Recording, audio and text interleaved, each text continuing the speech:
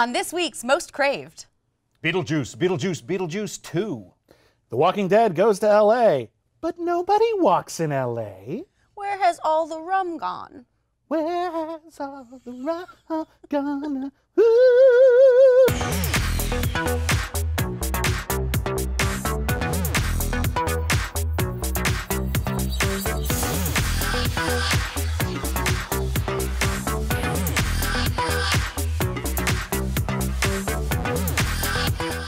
Welcome to this week's Most Craved. I'm Jenna Bush from Legion of Leia. I'm Silas Lesnick with ComingSoon.net. And I'm William Bibiani with Crave Online. Hey. First up this week, we're talking about some exciting news coming from Tim Burton. Beetlejuice sequel is on the way after 26 years. He says that soon he'll begin talking with Michael Keaton and once Winona Ryder back as well. We're going to talk about, is it too late for this? No.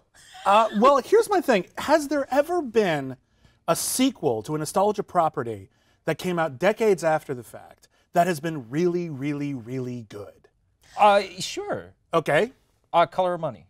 Okay. Oh, Has there been true, one that true. wasn't directed by Martin freaking Scorsese? No, I mean, like I like Superman Returns. I like Tron Legacy. Like I don't think that the idea of doing it is a problem. So I don't have a problem with it at all. I mean, I loved this movie. You'd think it would be. It's like a beloved childhood property that I should probably be pissed about, but I loved it so much. And if it's them coming back, I am fine with this. Well, we were teased for so long with Beetlejuice Goes Hawaiian Oh, that I think no. we're all ready. We're all ready for a Beetlejuice sequel. Yeah, not in Hawaii.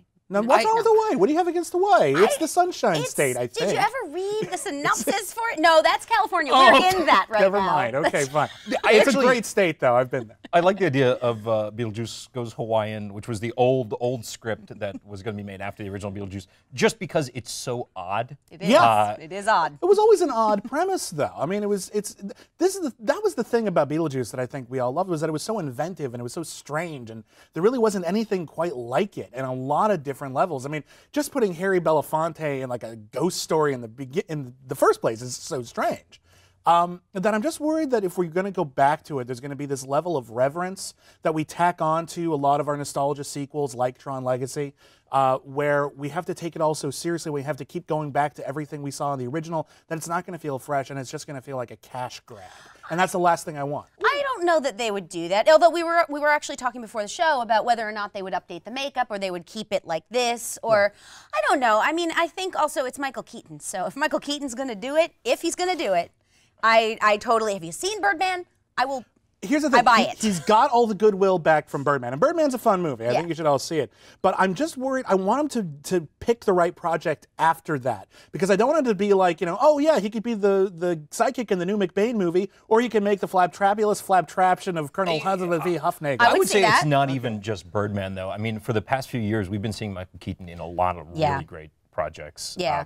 Including Toy Story 3. It was an Yes. incredible Yeah. turn for him. Oh, that was And amazing. also this year we saw him. Yes.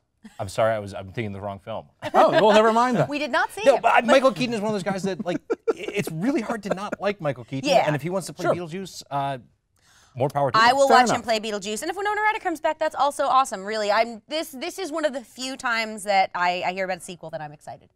All right. Well, fair enough. Fair enough. Yeah. Okay. So next thing, speaking of sequels and soft reboots, Pirates of the Caribbean, the next one. Orlando Bloom was talking about this, and he said that he thought this would be a reboot of sorts that might center around his character and his character's son, and he's Davy Jones now, and all of that. And Javier Bardem, as we know, is going to be the new villain. And we're going to get Jeffrey Rush back and Johnny Depp. So I don't know how we would call this a reboot. All of that sounds terrible. And here's why. Yeah. Was Orlando Bloom anyone's favorite part of Pirates of the Caribbean 1, 2, or 3? He was one of my favorite parts of other movies. Sure, fine, but we're not those. making those Not movies. those, no. I think we all bid him adieu in the third Pirates of the Caribbean movie. We were like, good riddance, move on. But I don't know. Maybe I'm being a dick. I like the first Pirates of the Caribbean movie a lot. I think the sequels are all various shades of bad. I don't know. What do you guys think? I'm not. Well, first, I just want to say, like, it doesn't sound like a reboot if you're going to have all the same people back. right. And Can I throw out that it's one of the things that is very strange because everybody has a different definition of what a reboot Yeah. is.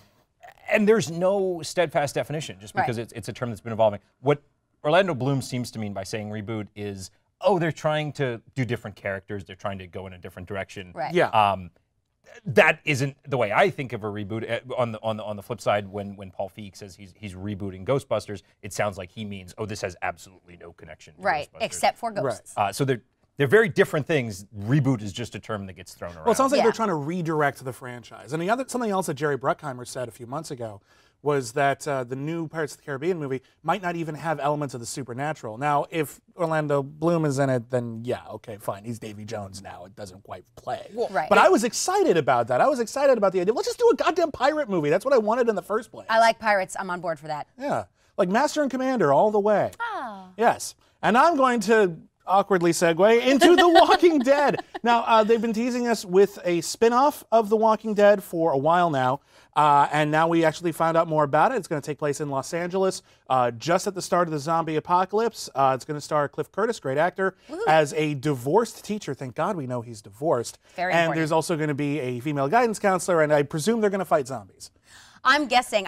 It's interesting that this might take place in a different time. Like this might be early in the epidemic. This might be later. We're not really sure. I've always sort of wanted to know what was happening in other cities. So I'm totally cool with this. LA seems like an odd choice, but all right. LA, I think is a lot of fun. There's a lot of iconography you can use there. You can stick around in LA. You can also go a very, very meta angle and sort of talk about The Walking Dead as a television show and its own popularity. I've never seen, and it seems like an obvious thing for a zombie movie, a studio lot being fortified against zombies. Especially if it's like a movie studio lot, like the kind you see in the movies that you've never seen in real life, where there's just guys in Spartan costumes drinking coffee while can girls are rehearsing behind them, and they're all zombies. That would actually be a lot of fun. I would probably watch that.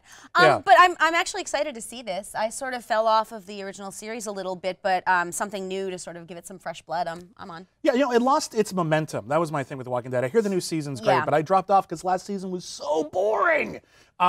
So, we put it in a different environment, different characters, and I think the intensity will be there because we'll see it as it began. The first Walking Dead series skipped over that part. Right. And I think you could even milk that and not have the zombie apocalypse hit even in the first season, just have it be about that first month when everything was crazy and weird. That would be the part I'd like to see. Anyway. Yeah. I'm also just really enjoying all this shared universe stuff, and I like that. Like you have a DC universe until maybe multiple DC universes on television. You see with Agent Carter about to come on, you're going to go back in time to Marvel's history. Right. I'm happy to do that with Walking Dead. The Flash versus zombies. Yeah. Oh, one quick thing. I wonder if there's a possibility this is like where the actual epidemic started, not just like, oh, hey, we're starting to see it pop up, but like the science. Yeah, I think if anything was going to destroy the world, it'd probably start in Los Angeles. Yeah, that's true. Yeah. Yeah.